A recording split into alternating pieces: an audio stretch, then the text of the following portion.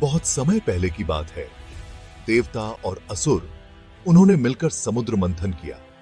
इस मंथन के लिए उन्होंने मंदराचल पर्वत को रस्सी की तरह और वासुकी नाग को की तरह इस्तेमाल किया। समुद्र की गहराई से बहुत सारे खजाने निकले।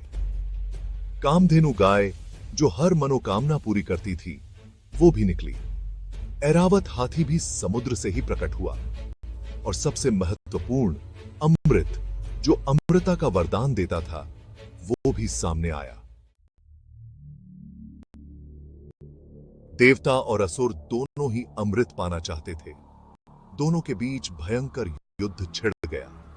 देवता धर्म और संतुलन के लिए लड़ रहे थे। असुर शक्ति और प्रभुत्व चाहते थे। इस युद्ध से तो सृष्टि का अस्तित्व ही खतरे में पड़ गया। भगवान विष्णु जो पालनहार हैं, उन्हें समझ आ गया कि अब उन्हें ही कुछ करना होगा। असुरों को धोखा देने के लिए भगवान विष्णु ने मोहिनी का रूप धारण किया। मोहिनी एक ऐसी सुंदरी थी जिसकी तुलना कोई नहीं कर सकता था। जो भी उन्हें देखता वो मंत्रमुग्ध हो जाता।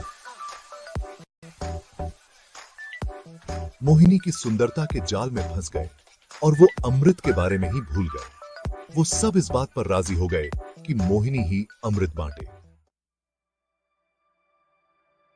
मोहिनी ने चालाकी से सारा अमृत देवताओं को दे दिया। विष्णु मोहिनी रूप में पाताल लोक चले गए। उन्हें यह सुनिश्चित करना था कि असुरों को इस बारे में कुछ पता ना चले। लेकिन पाताल लोक माया का स्थान था। विष्णु मोहिनी के रूप में खो गए और अपनी असली पहचान ही भूल गए। वो अप्सराओं के साथ पाताल लोक में ही मोहित होकर रहने लगे। अप्सराओं से विष्णु के बहुत शक्तिशाली पुत्र हुए। ये कोई साधारण बच्चे नहीं थे। इनमें अपार शक्ति थी और जीतने की भूख थी। अपनी आसुरी विरासत से ग्रस्त होकर उन्होंने तीनों लोकों में तबाही मचा दी। देवता उनकी शक्ति के आगे असहाय थे। उन्होंने भगवान शिव से मदद की गुहार लगाई। शिव और विष्णु के पुत्रों के बीच भयंकर युद्ध हुआ।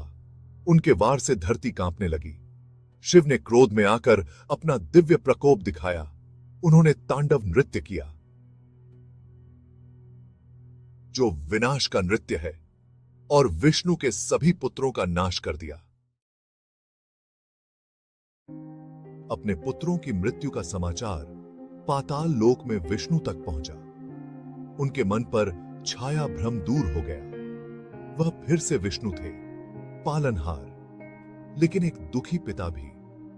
दुहक और क्रोध से व्याकुल होकर उन्होंने शिव को द्वंद्व युद्ध के लिए ललकारा। शिव और विष्णु के बीच युद्ध युगों युगों तक याद रखा जाएगा। लेकिन यह युद्ध द्वेष या प्रतिशोध से प्रेरित नहीं था। यह ब्रह्मांडीय शक्तियों का नृत्य था, संतुलन बहाल करने के लिए एक आवश्यक संघर्ष।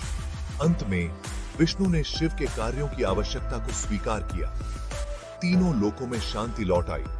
विष्णु के पुत्रों के बलिदान। तो ये था आज का वीडियो। ये वीडियो आपको कैसा लगा? अगर अच्छा लगा हो तो हमारे चैनल को सब्सक्राइब कर दें। अब मिलते हैं एक और नए वीडियो के साथ। तब तक के लिए नमस्कार।